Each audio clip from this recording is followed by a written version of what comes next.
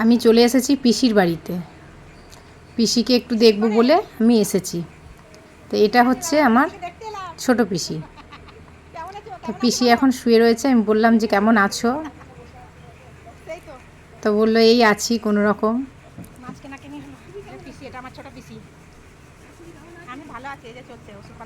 পিসির শরীরটা এমনি মোটামুটি ঠিক আছে, কিন্তু পিসি একবার পড়ে গেছিলো।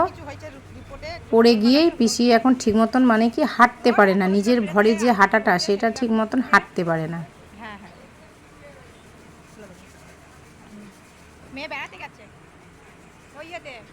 এদিকে আমাকে একজন জিজ্ঞেস করছে যে তুমি কেমন আছো, যেহেতু অনেক দিন পরই আমি গেছি।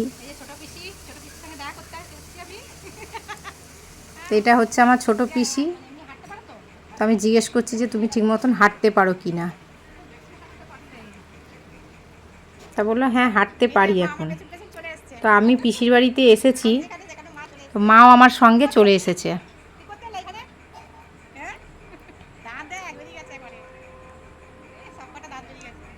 মায়ের সঙ্গে আমি একটু মজা করছি।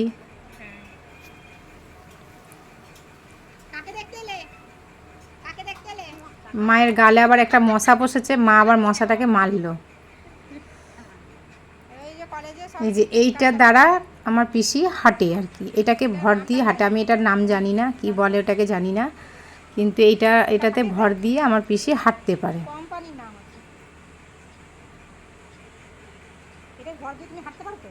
এবার কি নিজে নিজে হাঁটতে পারলেও ভয় থাকে, তো একটু পড়ে যাওয়ার ভয় আছে, সেই জন্য এটা করে পিসি হাঁটে।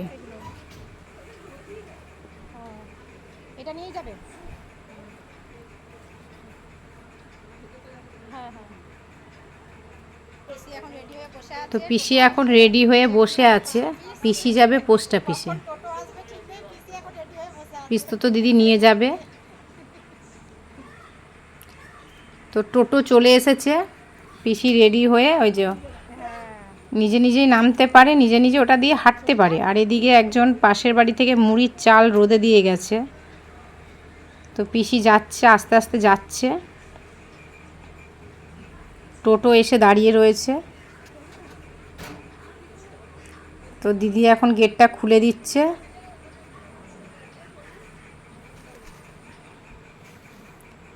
এই যে টোটোওয়ালা দাঁড়িয়ে আছে, কিন্তু পিসি তো ওইভাবে চাপতে পারবে না, যেখানে সেখানে চাপতে পারে না। পিসির একটু উঁচু জায়গা হলে ভালো হয়।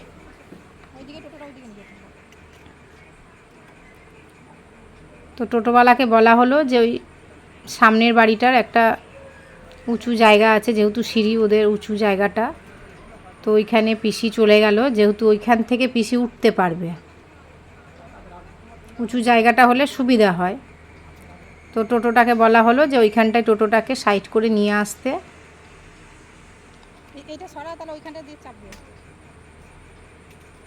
টোটোটা আস্তে আস্তে ওই যে সাইডে এসছে।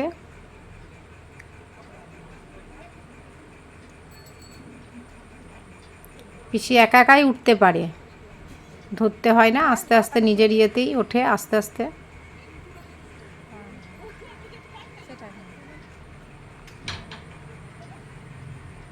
দিদি আবার ওইটা তুলে দিল, যেটা করে পিসি ভর দিয়ে হাঁটে। দিদিও উঠে গেল। ওরা দুজনাই যাবে পোস্ট অফিস, পিসিকে নিয়ে যাচ্ছে পোস্ট অফিস। চলে গেল ওরা। এবার আমি গেট লাগিয়ে ঘরে ঢুকে পড়লাম। মা আমার পেছনে রয়েছে। এবার আমি স্নান টান করে ছাদে যাচ্ছি। এই যে মাথায় একটু শ্যাম্পু করেছি, গামছা দিয়ে মাথাটা বেঁধে রেখেছি।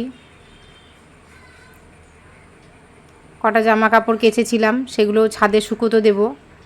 তো এইখানে দেখছি আমার দিদি যে ক্লিপগুলো আছে, ক্লিপের কোটোটা যাতে হনুমানে না নিয়ে যায় সেজন্য বালতি দিয়ে ঢাকা দিয়ে রাখছে। এদিকে ক্লিপগুলো নিয়ে আমি জামা কাপড়ে লাগিয়ে দিলাম, যাতে হাওয়া দিলে জামা কাপড়গুলো পরে না যায়। তো আমার হয়ে গেছে, ক্লিপের কাজ হয়ে গেছে। তো আমি আবার কোটোর ঢাকনা লাগিয়ে দিদি যেভাবে রাখে সেইভাবে আমি বালতিটা উপর করে রেখে দিলাম। আমি এবার হাতটা ধুয়ে নিলাম একটু কলটা খুলে।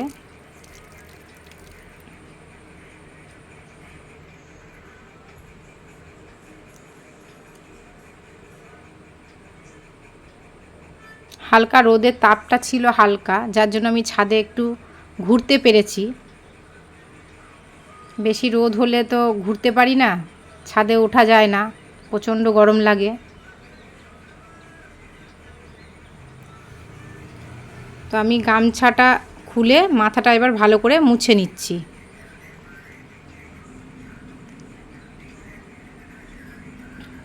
আর চুলটা ঝেড়ে নিলে কি হয়, চুলের যে জলটা থাকে সেটা জলটা তাড়াতাড়ি চুলটা শুকিয়েও যায় আর জলটা পড়েও যায়,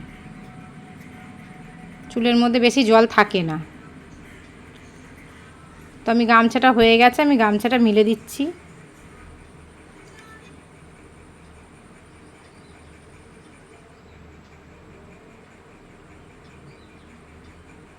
গামছা আমার মেলা হয়ে গেছে, এবার আমি নিচে চলে যাব।